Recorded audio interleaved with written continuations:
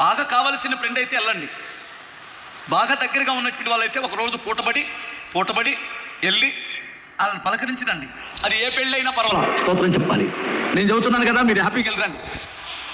అది ఏ పెళ్ళైనా పర్వాలా. ఏ పెళ్ళంటే 5వ పెళ్ళి ఇంటి దగ్గర పంతులు గారితో చేయించుకున్నాడు, మండపంలో పెళ్లి చేయించుకున్నాడు. ఏ రోగమా వెళ్ళడానికి? అంత భక్తులుగా ఉండకండి. హల్లెలూయా. నాకు ఒకవేళ ఓవర్ యాక్షన్ చూస్తే భలే కోపం. మీ బాబాయోల్లో మీ పెద్దమ్మల్లో వాళ్ళ పిల్లలకి పెళ్లి చేస్తున్నారు. వాళ్ళు మీ బంధువులు, వాళ్ళ హిందువులు. అర్థమవుతుందా? మతాన్ని బట్టి వారిని ద్వేషించకండి.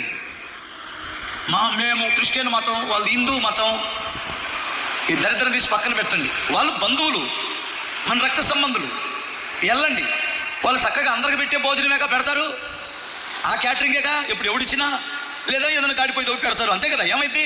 అందరికి పెట్టేదే కదా. తినరా? ఏమైంది? నాకు పెడతారా? తినమంటారా? స్తోత్రం చెప్పాలి. ఏంటి అలా చూస్తున్నారు? మీకు వాక్యం లోతుగా అర్థం కానప్పుడు ఆ మూఢనమ్మకాల్లోనే ఉంటారు. పరిశుద్ధ గ్రంథం మనల్ని మూఢులను చేయటంలా జ్ఞానులను చేస్తుంది. మీరు మూఢులు కాదు, జ్ఞానులుగా ఉండాలి.